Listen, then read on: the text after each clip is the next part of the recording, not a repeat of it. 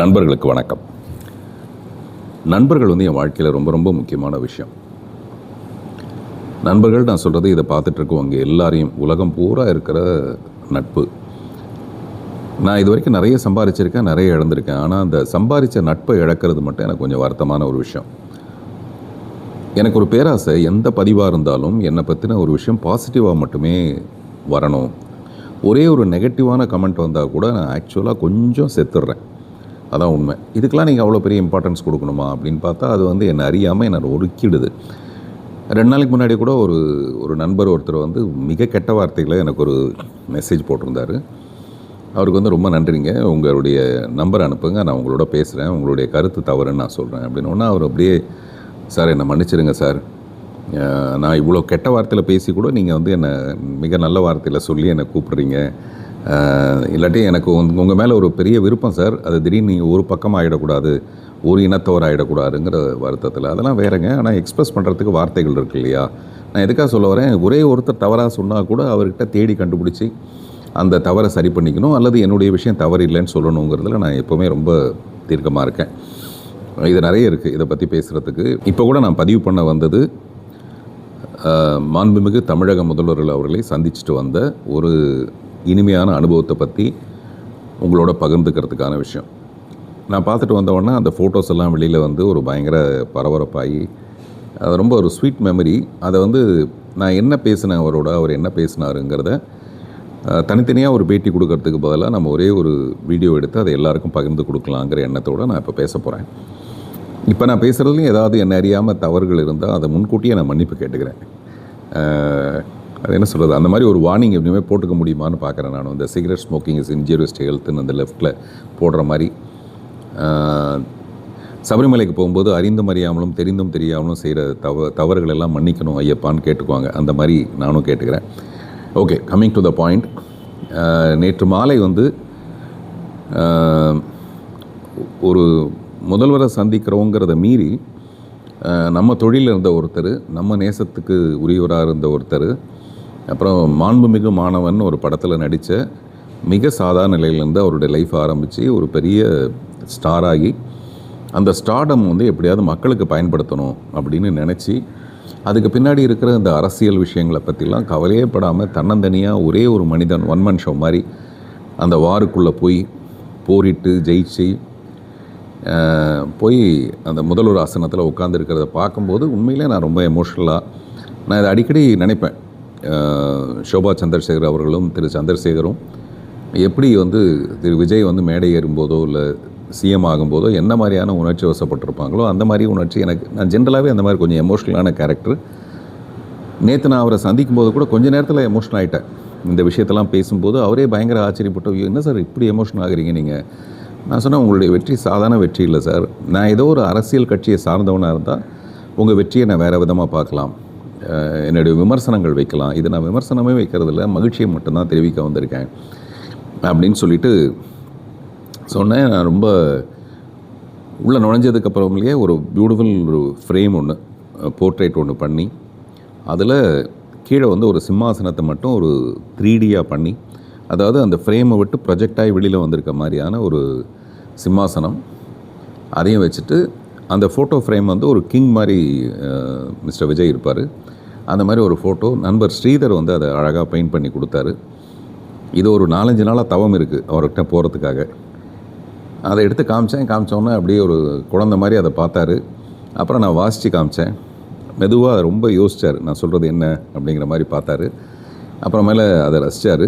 நான் எழுதியிருக்கிறது சினிமாயனம் to CM ஆசனம், சினிமாயனம் டு சிஎம் ஆசனம். அராஜகமற்ற ஆட்சியை தர அரகஜா திலகமிட்டு விஜய பேரரசாக அரியணையை அலங்கரிக்கும் உலக அரசியல் அதிர்வினில் தமிழ் எழுத்துக்களாக இல்லாமல் அதிர் தமிழாகவும் விஐஎன் WIN இங்கிலீஷில் அதிர்வின் முதல்வருக்கு. இது எனக்குன்னு ஒரு ஸ்டைல் ஆஃப் ரைட்டிங் இருக்குது. அது எனக்கு தெரிஞ்சோ தெரியாமலோ ஆரம்பத்துலேருந்து நான் யாரையும் காப்பி அடிக்கிறது இல்லை.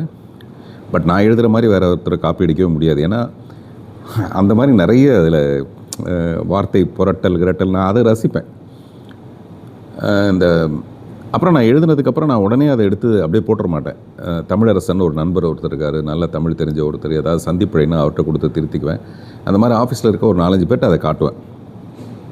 அப்படி நான் இதை அவர்கிட்ட காட்டும்போது, அராஜகமற்ற ஆட்சியை தர அரகஜா திலகமிட்டுன்னா, அரகஜான்னு நீங்கள் ஒன்று சொல்கிறீங்களா, அது வந்து பிஜேபியை சப்போர்ட் பண்ணுற மாதிரி இருக்குது அப்படின்னாரு. நான் சொன்னேன், இது எப்படி சார் பிஜேபியை சப்போர்ட் பண்ணுறதாகும்?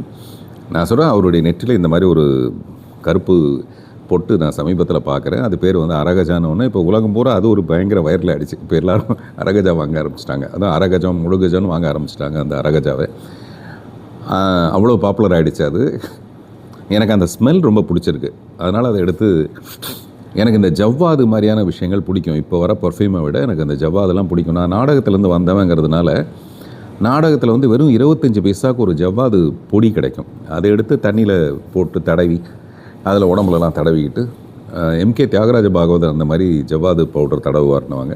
அந்த மாதிரி வெறும் 25 பைசாவுக்கு வாங்கி அதை 25 மாதம் வச்சுருப்பேன் நான்.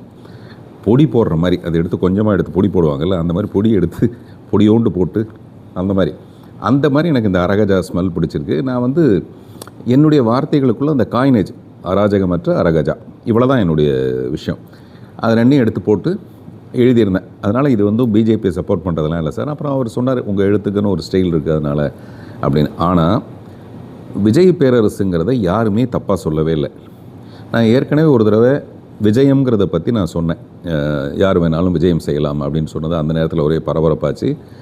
அப்புறம் இப்போ சமீபத்தில் ராஜா சாருடைய ஷோவில் இந்த மாதிரி நம்ம நாட்டுக்கு, உலகத்துக்கே இசைராஜா இளையராஜாவாக இருக்கலாம், ஆனால் நாட்டுக்கு, நம்மளுடைய தமிழ்நாட்டுக்கு ஒரு புதுசாக ஒரு ராஜா விஜயம் செய்திருக்கிறார்.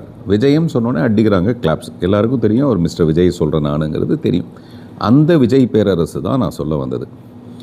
இது வந்து அந்த ஃபோட்டோ வெளியில் வந்து அதில் நான் என்ன எழுதியிருந்தேன்னு வெளியில் வந்ததுக்கப்புறமேல உடனடியாக அது ஏன் விஜய பேரரசுன்னு போடுறீங்க, அது ஏன் சோழ அரசுன்னு போடக்கூடாது, நீங்கள் ஏன் வந்து விஜய பேரரசு விஜயநகர பேரரசுன்னு போடுறீங்க, இந்த மாதிரி ஏதோ கச்சன்னு அதில்.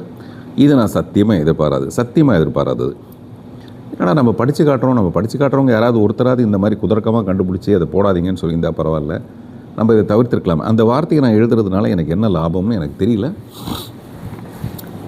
ஸோ அது அந்த மாதிரி அதை எடுத்து படித்து காமிச்சேன். அதுக்கப்புறமேல ஃபோட்டோ எடுத்துக்கலான்னு அதோட ஒரு ஃபோட்டோ எடுத்தோம். அது இல்லாமல் ஒரு ஃபோட்டோ எடுக்கலாம், அந்த பெயிண்டிங் இல்லாமல்னு சொல்லிவிட்டு ஃபோட்டோ எடுக்கும்போது பக்கத்தில் வந்து கை போட போனவர், கை போடலாமா சார் அப்படின்னாரு. நான் சொன்னேன், சார் என்ன சார் இது, நான் தானே சார் உங்ககிட்ட கேட்கணும்.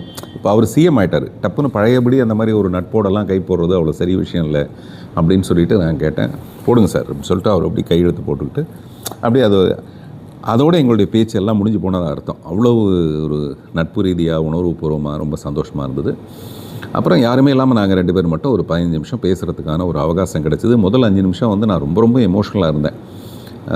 அதை வெளிப்படுத்துகிற விதமே வந்து கண்ணெல்லாம் கலங்கி, அவர் வந்து தண்ணி எடுத்துகிட்டு வாங்கப்பான்னு சொல்கிற அளவுக்கு நான் ரொம்ப டிஸ்டர்பாக இருந்தேன். டிஸ்டர்ப்னா ரொம்ப சந்தோஷப்பட்டேன். உங்களை அப்படி பார்க்குறது பயங்கர சந்தோஷமாக இருக்குது சார், அப்படி சார் இப்படி. நான் வந்து மிஸ்டர் விஜய் போய் நேற்று பார்த்துட்டு வந்துட்டேன்னு ஒன்று, இன்றைக்கி வேறு ஒரு கட்சியிலேருந்து ஒருத்தர் நான் உங்களை அன்ஃபாலோ பண்ணுறேன் அப்படின்னு சொல்லி போட்டிருக்காரு. எனக்கு இந்த மாதிரியான ஒரு விகல்பம் எதுவுமே இல்லை. அவர் சிஎம் ஆனதுக்கப்புறம் எப்படி போய் முன்னாள் முதல்வர் ஸ்டாலின் அவர்களை போய் சந்திக்கிறாரோ, திரு வைகோ அவர்களை சந்திக்கிறாரோ, அந்த மாதிரி தான் இது ஒரு மரியாதை நிமித்தமான ஒரு விஷயம் தானே. அந்த மரியாதையில் நான் ரொம்ப சென்சிட்டிவாக இருக்கிறதுனால நான் ரொம்ப எமோஷனல் ஆகி அப்புறம் ஒரு 5 நிமிஷம் பேசினதுக்கப்புறமேல அவர் என்னுடைய குழந்தைங்களை பற்றி பேசுகிறதோ, பல வருடங்களுக்கு முன்னாடி விஜய் திருமண மண்டபம் அந்த வடபழனியில் என்னுடைய தலைமையில் விஜய் அவர்களுடைய செலவில் ஒரு 10 பேர் ஏழை எளியவர்களுக்கான திருமணம் நடத்தி வைக்கப்பட்டது. அதை நான் தலைமையாக தாங்கிறதுக்கான தகுதி என்னவாக இருந்ததுன்னா, கல்யாண சுந்தரம்னு ஒரு படம் நான் ஆரம்பித்தோம். அந்த படத்தோட பூஜை செலவுகளுக்கு பதிலாக நான் வந்து ஒரு 16 ஒரு ஏழை எளியவர்களுக்கு நான் திருமணம் செஞ்சு வச்சு அப்படி தான் ஆரம்பித்தேன். அதை வந்து எஸ்சிசி சார் வந்து பார்த்துருந்தார். அதனால் அவர் அந்த இன்ஸ்பிரேஷனில் என்னை கூப்பிட்டுருந்தார். இதை பற்றிலாம் நாங்கள் பேசினோம். அப்படிலாம் பேச ஆரம்பித்து அப்புறமேல கீர்த்தனா என்ன பண்ணுறாங்க எல்லாத்த பற்றியும் அப்படியே பேசி அப்புறமேல நான் 2 விண்ணப்பங்கள் எடுத்துகிட்டு போயிருந்தேன். அதில் ஒன்று வந்து டாஸ்மார்க் பற்றினது. நான் ரொம்ப வருஷமாக கவனிச்சிட்ருக்க ஒரு விஷயம், மக்கள் திலகம் எம்ஜிஆர் காலத்திலிருந்து இவங்கெல்லாம் வந்தால் டாஸ்மார்க்கை வந்து ஒழிச்சிடலாம் நிரந்தரமாக அப்படின்னு பல தடவை மக்கள் திலகம் எம்ஜிஆரை பற்றி நமக்கு ஒரு பெரிய நல்ல ஒரு அபிப்பிராயம் இருக்குது. அவர் ட்ரை பண்ணார், அவராலேயும் முழுமையாக முடியல. எந்த ஆட்சி வந்தாலும் முடியல. அப்படின்னா என்ன அர்த்தம்னா, இது வந்து தீர்க்கப்பட முடியாத ஒரு பிரச்சனையாக இருக்குது. அப்புறம் இந்த உழைக்கும் வர்க்கத்துக்கு காலையிலேருந்து சாயங்காலம் வரைக்கும் வேலை செஞ்சுட்டு அதுக்குரிய கூலி ஒன்றும் மிக மகிழ்வாக இல்லாமல் ஒரு சராசரி வாழ்க்கை தரத்தை தாண்டின ஒரு வாழ்க்கை அவங்களுக்கு இல்லாததுனால சாயங்காலம் போகும்போது ஒரு வெறுமை வந்துடுது. அட போங்கடா, என்ன உழைச்சி என்ன பண்ண போகிறோம், மறுபடியும் நாங்கள் உழைச்சாதான் நாளைக்கு நாங்கள் சோறு திங்க முடியும், அப்போ எனக்கு இந்த உடம்பு வலிக்கு நான் என்ன பண்ணுறது அப்படின்னு ஒரு டெம்பரவரி சொல்யூஷனாக தான் இந்த சொல்யூஷன் இருக்குது. இந்த சொல்யூஷன்றது அந்த டாஸ்மார்க்கில் கிடைக்கிற அந்த மருந்து. அதை வந்து இந்த அளவோடு குடிக்கலாங்கிற ஒரு விஷயம் வந்து எந்த அளவோடு நிறுத்துறதுங்கிறதும் தெரிய மாட்டேங்குது. அது அந்த நேர பிரச்சனைக்கு வாழ்க்கையை பற்றின ஒரு வெறுமையும் அதிருப்தியும் அவங்களுக்கு ஏற்பட்டு போகிறதுனால இதுவே அவங்களுடைய வாழ்க்கையை வந்து கொஞ்ச காலத்துக்குள்ளே மேம்பட்டு போய் அவங்க இவ்வளோ உழைச்சா அதில் ஒரு வாழ்க்கை நல்லாயிருக்கும், நம்ம குழந்தைங்களோட வாழ்க்கை நல்லா இருக்குன்னா மேபி அவங்க யோசிப்பாங்களோ என்னமோ தெரியல. ஸோ இது வந்து அவங்கள அணுக வேண்டிய முறையே வேறையாக இருக்கணும். உலகம் பூரா வந்து மது விற்பனைக்கு இருக்குது. அப்போ நம்ம நாட்டில் மட்டும் எப்படி அது இல்லாமல் இருக்க முடியும்? அப்போ அதுக்கு ஏதோ ஒரு வழி பண்ணணும். இதை மூணுனா உடனே கள்ளச்சாராயம் ஒன்று பெருகிடும். இப்படிலாம் நிறைய விஷயம் இருக்குது. அப்புறமேல இதனால் அரசாங்கத்துக்கு வர வருமானம் பெரிய வருமானம் இப்படிலாம் இருக்கும்போது அப்போ இதுக்கு வேறு என்ன பண்ணலாம்? நமது முதல்வர் வந்து பதவி ஏற்றதுக்கு அப்புறமேல உடனடியாக அடுத்த நாள் 717 கடைகளை வந்து மூடி, அதுவும் பள்ளிக்கூடம் கோயில்களுக்கு பக்கத்தில் இருக்கிற கடைகளை வந்து அகற்ற சொன்னாங்கன்னு அதுக்கு ஒரு தாய்மார்கள் மத்தியில் ஒரு நல்ல அப்ரிசியேஷன் கிடச்சிது. பட் எனக்கு என்ன யோசனை வந்ததுன்னா, இதை நான் வந்து ஆண்டாள்னு ஒரு படம் ஒரு 2-3 வருஷத்துக்கு முன்னாடி ஆரம்பிக்கிறதா இருந்தேன். அந்த ஆண்டாள் படத்தில் அந்த மைய பிரச்சனையை வந்து இந்த டாஸ்மார்க்னால் ஏற்படுற விளைவுகளை பற்றி அந்த படம். அந்த படத்தோட எண்டில் நான் என்ன முடிவு பண்ணியிருப்பேன்னா, அந்த கதாநாயகி தான் இப்போ நம்ம பிளாஸ்ட் படத்தில் எப்படி அபிராமியோட ரோலோ அந்த மாதிரி வெரி மோஸ்ட் பவர்ஃபுல் ரோல் வந்து அந்த கதாநாயகி. அவங்க என்ன சொல்லுவாங்கன்னா, இந்த டாஸ்மார்க் வேண்டான்னு நான் சொல்லலை, மக்களை குடிக்க வேண்டான்னு சொல்லலை, பட் எங்கே இதை வச்சுக்கலாம் அப்படின்னா, ஊருக்கு ஒதுக்குப்புறமாக இருக்கிற இடுகாடோ சுடுகாடோ அந்த மின் தகனமோ அந்த மாதிரி இடத்துல வந்து ஒரு பெரிய ஏரியா இருக்குது. அந்த இடத்துல கொண்டு போய் இதை வச்சிட்டோம்னா மக்களுக்கு வந்து ஒரு சைக்கலாஜிக்கலான ஒரு பயம் வரும். அதை குடிக்க போகும்போதே என்னப்பா நம்ம கடைசியாக போகிற இடத்துக்கு முன்னாடியே வரமோ அப்படிங்கிற ஒரு சைக்கலாஜிக்கல் பயம். இதை வந்து நம்ம சிகரெட் விற்கும்போதும் அது மேலே போடுறோம், பாட்டில் விற்கும்போது கூட பாட்டிலில் போடுறோம், இதை வந்து உயிரை கொல்லும் அப்படின்றதெல்லாம் போடுறோம். அந்த மாதிரி ஒரு சின்ன ஒரு வார்னிங் மாதிரி இருக்கும் அது. அப்புறம் வருமானமும் கெடாது, ஊருக்குள்ளே இருக்கிற தகராறுகள் வந்து ஊருக்கு ஒதுக்குப்புறமாயிடும், அங்கே கொஞ்சம் இடமும் இருக்குது, ஏன் அங்கே வைக்கக்கூடாதா அப்படிங்கிறத பற்றி எனக்கு ஒரு யோசனை இருந்தது. அதை பற்றி நான் போய் சொன்னேன். இப்போ நான் போய் சந்திக்கிறது வந்து எனக்கு ஏதாவது அதில் ஒரு பதவி வேணும், இல்லை எனக்கு ஏதாவது ஒரு நல்லது நடக்கணும், எனக்கு ஏதாவது ஒரு லாபம் வேணும் அப்படின்ற மாதிரி எதுவுமே இல்லாமல் இப்படியான ஒரு பொதுமக்களுக்கு பயன்படுற மாதிரி ஒரு விஷயமா இருந்தால் நல்லா இருக்குமா அப்படின்னு சொல்லிவிட்டு அதை நான் சொன்னேன். அது வழக்கமாக நான் சொல்கிற காமெடி ஸ்டைலில் நான் சொன்னேன். இதை தவிர்க்கவும் இல்லாமல் தவிர்த்தால் அது மக்களுக்கு பயங்கர கோபம் வருது. எப்படி நீங்கள் டாஸ்மார்க்கை மூடலான்னு சொல்லிட்டு பயங்கர எதிர்வினைகள் நிறைய இருக்குது, அதனால் இப்படி ஒன்று பண்ணலாமா, இதனால் யாருக்குமே எந்த நஷ்டம் இல்லைல்ல அப்படின்னு நான் சொன்னேன். அதை வந்து அவர் சிரித்தார். அது உடனடியாக அக்செப்ட் பண்ணிக்க முடியாது, அது ஒன்றும் பிரமாதமான யோசனையும் இல்லை, அது ஒரு குட்டியாக ஒரு யோசனை. அப்புறம் என்னுடைய மகள் கீர்த்தனா வந்து ஒரு விண்ணப்பம். அவங்களுக்கு வந்து எல்லா உறவுகளை மீறி அவங்களுடைய செல்ல பிராணிகள் மேலே அவங்களுக்கு இருக்கிற அன்பு உயிர் அதெல்லாம் வந்து ரொம்ப அதிகம். இப்போ கூட சொன்னாங்க, ஒரு 2000 ஸ்கொயர் ஃபீட் உள்ள ஒரு வீட்டுக்குள்ளே ஒரு 5 கேமரா, அந்த 5 கேமராவும் அவங்க வந்து மணிரத்னத்திட்ட ஒர்க் பண்ணுறாங்க. அவங்க போயிட்டு வரத்துக்குள்ளே அது எல்லாத்தையும் கண்காணிக்கிற மாதிரி அவங்களுடைய பார்வையிலேயே வச்சுக்கிறதுக்காக ஒரு 6 பூனைக்குட்டி இருக்குது. அதை எப்படி பாதுகாக்கிறாங்கன்னா, அப்படி அதை தாயை கூட பாதுகாக்க முடியாது அந்த மாதிரி. அதனால் அவங்களுக்கு வந்து இந்த தெருவில் இருக்கிற வாயில்லா ஜீவன்கள், இந்த ஐந்தறிவு ஜீவன்களை பற்றின ஒரு அக்கறை.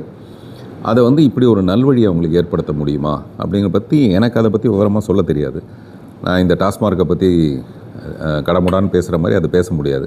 அதனால் அது ரெண்டையுமே அந்த கருத்தை மட்டும் அவர்கிட்ட எழுதி கொண்டு போய் கொடுத்துட்டு அந்த சந்திப்புக்கு நன்றி சொல்லிவிட்டு வெளில வந்தேன். வெளில வந்ததுக்கப்புறம் கூட நினைவு அப்படியே ரொம்ப ப்ளசண்ட்டான அவருடைய முகமும் அப்படியே நினைவிலே அப்படியே தங்கிட்டு இருக்கு. சந்தோஷம். இதுதான் நடந்தது. பட் இந்த சிம்பனி ஷோவுக்கு போயிருக்கும்போது நிச்சயமாக நம்மளை மேடையெல்லாம் கூப்பிட மாட்டாங்க அப்படின்னு நான் ரொம்ப சந்தோஷமாக உட்காந்துருந்தேன். திடீர்னு என் பேர் வந்தது. வந்தவுடனே நான் அப்படியே இங்கேருந்து அந்த படிக்கட்டு ஏறுறதுக்குள்ளே நான் யோசிக்கிறேன், என்ன பேசுகிறது அப்படிங்கிற மாதிரி நான் யோசிக்கிறேன். அப்போ கொஞ்ச நேரத்துக்கு முன்னாடி ஒரு பெண்மணி வந்து என்கிட்ட வந்து ஃபோட்டோ எடுத்துகிட்டு அவங்க சொன்னாங்க, நான் ஆஸ்திரேலியாவிலேருந்து பெர்த்துலேருந்து வரேங்க அப்படின்னாங்க. உடனே நமக்குன்னு ஒரு புத்தி ஓடும்ல, நீங்களாவது பெர்த்துலேருந்து தானே இங்கே வரீங்க, பெர்த்துலேருந்து இங்கே அவரை ரசிக்கிறவங்க இருக்காங்க அப்படின்னு அந்த ஒரு பாயிண்ட் கிடச்சிது. இந்த ஒரு பாயிண்ட் பத்தாது இல்லை. இப்போ நம்ம போய் சிஎம் போய் பார்க்கும்போது இந்த மாதிரி ஏதோ ஒன்று வித்தியாசமாக கொண்டு வருவீங்க நான் எதிர்பார்த்தேன்றாரு. அப்போ அந்த எதிர்பார்ப்பை பூர்த்தி செய்கிறதுக்கு ஏதாவது ஒன்று பண்ணணும்ல அப்படின்னு படிக்கட்டி ஏறி போய் நான் பேசும்போது நான் என்ன பேசுகிறேன்னு எனக்கு தெரியாது. இந்த பர்த்தை பற்றி சொல்லி பர்த்துலேருந்தே நம்ம அவருக்கு ரசிகராக இருக்கோம் அப்படின்னு சொன்னோன்னா பயங்கர கைத்தட்டல் வந்தது. அந்த கைத்தட்டலேருந்து நம்ம இன்னும் 2 வார்த்தை பேசுகிறோம். அதில் ஒன்று நான் சொல்ல முற்பட்டது என்னென்னா, இந்த அங்கே பார்த்திங்கன்னா பின்னாடி பூரா எல்லாம் பிரமாதமான வெளிநாட்டு கலைஞர்கள். அவங்க வந்து அந்த ஸ்ட்ரிங் போயிட்டு வர்றது எல்லாம் ஒரே மாதிரியாக இருக்குது. அவங்களுடைய ப்ரொஃபஷனலிசமே அது தனி விஷயம். அதை பார்க்குறதுக்கே கண்குள்ளா காட்சி. அதுக்கு நடுவில் ராஜா சார் போய் இன்ஸ்ட்ரக்ஷன் சொல்கிறாரு, இதை இப்படி அப்படின்னு ஏதோ ஒன்று சொல்கிறார். நமக்கு அது புரிய மாட்டேங்குது, அந்த நோட்ஸுக்கெல்லாம் நமக்கு என்னன்னு தெரியாது. அவர் ஏதோ ஒன்று சொல்கிறாரு, அது இங்கே பார்க்குறதுக்கே ரொம்ப ஒரு மாதிரி சந்தோஷமாக இருந்தது. அப்போ நான் சொன்னேன், ஒரு காலத்தில் வந்து வெள்ளையர்களை நம்ம வெளியேற்றிட்டு சுதந்திரத்தை கொண்டாடணும். ஆனால் இப்படிப்பட்ட வெள்ளையர்கள் இப்போ பின்னாடி உட்காந்துட்டு ராஜா சார் போய் இன்ஸ்ட்ரக்ஷன் சொல்கிறது ரொம்ப பெருமையாக சந்தோஷமாக இருக்குது அப்படின்னு சொல்லி அதில் நான் வந்து பாதியில் விட்டுட்டேன். நான் என்ன சொல்ல வந்தேன்றதை வந்துட்டு மறுநாள் வந்து மறுபடியும் அந்த நிகழ்ச்சி நடக்கும்போது, அந்த இன்னிசை இரவு நடக்கும்போது அப்போ நான் சொன்னேன், நேற்று நான் பதிவு பண்ண விஷயத்தோட கண்டினியூவேஷன் என்னென்னா, இப்படி வெள்ளைக்காரர்கள்லாம் சேர்ந்து அவருடைய ஆர்கெஸ்ட்ரா குழுவில் அவங்க வாசிக்கும்போது ட்ரம்ப்பே வந்து லாஸ்ட் ரோவில் நின்று ட்ரம்பட் வாசிச்சார்னா எப்படி இருக்கும்? இந்த மாதிரி நான் ரொம்ப கலவைக்கலாக பேசும்போது அவருக்கு பயங்கர கிளாப்ஸ் வந்துடும். அது நின்னதுக்கப்புறமேல நான் என்ன பதிவு பண்ணுறேன்னா, அப்படி ட்ரம்ப் வந்து இங்கே ட்ரம்பட் வாசிச்சார்னா ராஜா சாருடைய மியூசிக்ன்றது வெறும் ஒரு என்டர்டெயின்மெண்ட் மட்டுமே இல்லை. அந்த இசையிலிருந்து அன்பு கிடைக்கும், அமைதி கிடைக்கும், தூய்மை கிடைக்கும், மென்மை கிடைக்கும், ஆன்மா சுத்தப்படும். இந்த மாதிரியான நிறைய விஷயங்கள் நிகழும். அப்படி ட்ரம்ப் அது இந்த குழுவில் இந்த குழுவில் அவர் வாசித்தாருன்னா இந்த ஈரான் வார் வந்து நடக்காது. இந்த ஈரான் வாரை பற்றி நான் பார்க்கும்போது எனக்கு என்ன தோணுதுன்னா, எத்தனை குழந்தைங்க, எத்தனை பொதுமக்கள் துபாய் ஏர்போர்ட்டில் துப்புன்னு ஓடிட்டுருக்காங்க. இன்னமும் இந்த வளர்ச்சி பெற்ற நாடுகள் உள்ள இந்த சூழ்நிலையில் கூட இப்படி ஒரு வார் அவசியமா? அதனால் ட்ரம்ப் வந்து இந்த வாரை தவிர்த்து விடுவார், அமைதியாகி விடுவார், சாந்தமாகி விடுவார். வார்னு முடியுது பார்த்திங்களா, அதில் கூட வார் இருக்குது, ஆனால் வார் மட்டும் நிகழாது இப்படின்னு என்னுடைய அபிப்பிராயம். ஒரு நல்ல விஷயத்தை பதிவு பண்ணணும். அதுதான் இந்த வாருக்கு அகெயின்ஸ்டாக, போருக்கு அகெயின்ஸ்டாக நம்ம ஒரு விஷயத்தை பதிவு பண்ணுறோம். நமக்கு கிடைச்ச அந்த மைக், அந்த வாய்ப்பை இதை சொல்லணுங்கிறத தவிர வேறு எந்த விதமான நோக்கமும் இல்லை. அந்த மாதிரி கலைஞர்களை நம்ம தப்பாக பேசணுங்கிற விஷயமும் இல்லை. ஆனால் ராமாயணத்தில் ராமனை புகழும்போது ராவணனை வந்து அங்கே வில்லன் ஆகிடுவார். ராவணேஸ்வரன் ஒரு நாடகத்தில் பார்த்தோம்னா நான் பார்த்துருக்கேன், அதில் ராவணேஸ்வரன் தான் ஹீரோ. அவர் வந்து சீதையை வந்து தன்னுடைய மகளாக பார்த்தாருன்னு ஒரு கதை இருக்குது. இப்படி யாரை நம்ம வந்து ஹைலைட் பண்ணணுமோ அவங்கள ஹைலைட் பண்ணுவோம். அப்படி அந்த ராஜா சாருடைய ஷோவில் ராஜா சாரை ஹைலைட் பண்ணுறதுக்காக இப்படிப்பட்ட வெள்ளைக்காரர்களுக்கு நடுவில் ராஜா சார் போய் நோட்ஸ் கொடுத்து அதை வாசிக்கிறது பார்க்கவே கண்கொள்ளாத காட்சியாக இருந்தது அப்படின்னு நான் சொன்னேன். இதற்கு பின்னாடி ஏதோ ஒரு தவறு இருக்குது, நம்ம யாரையோ ஹர்ட் பண்ணுறோங்கிற ஃபீலிங் எனக்கு இல்லை. அப்புறம் யாரோ அதை எடுத்து போட்ட உடனே ஓ இப்படி தானா, சரி அப்போ இனிமேல் வந்து முந்தி மாதிரி இல்லை, இப்போ நம்ம ரொம்ப கவனமாக பேசணும் அப்படிங்கிற ஒரு விஷயம் மட்டும் எனக்கு கவனத்துக்கு வந்தது. ஆனால் அதை வச்சுக்கிட்டு ரொம்ப ட்ரோல் பண்ணுற அளவுக்கோ இல்லை கஷ்டப்படுத்துகிற அளவுக்கோ அது ஏன் நிகழுதுன்னு எனக்கு தெரியல. பட் இப்போ இந்த காலகட்டமே ரொம்ப சென்சிட்டிவாக சின்ன விஷயங்களை கூட எடுத்துக்கிட்டு அதை ரொம்ப பெரிதுபடுத்துகிறதா இருக்குது. அதனால் நான் இன்னுமே ரொம்ப கொஞ்சம் கவனமாக இருக்கேன். இந்த விஷயத்தில் கூட யாருடைய மனசாவது புண்படுத்தியிருந்தால் டெஃபினட்டாக நான் வந்து அதுக்காக என்னுடைய வருத்தத்தை தெரிவிச்சுக்கிறேன்.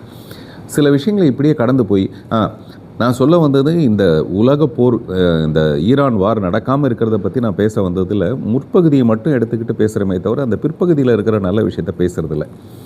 அதனால் இனிமேல் அதுலேயும் ரொம்ப கொஞ்சம் ஜாக்கிரதையாக இருக்கணும்னு நான் முடிவு பண்ணுறேன். நான் சிஎம் அவர்களை சந்திச்சுட்டு வரும்போது எனக்கு மனசில் தோன்றது என்னென்னா, இந்த ஜாதி மத பேதமற்ற இந்த வறுமை கோடுன்னு ஒன்று அழிச்சிட்டு ஒரு சமதர்மமான ஒரு வாழ்க்கை நம்ம எல்லாருக்கும் அமையணுங்கிறதுக்கு புதுசாக வர ஆட்சியாளர்கள் அதுக்கு ஒரு ஸ்டெப் எடுத்து வைக்கணும். அதை வந்து மாண்புமிகு முதல்வர் அவர்கள் செய்வாருங்கிற ஒரு நம்பிக்கையோடு விடை பெற்று திரும்பி வந்தேன். வணக்கம்.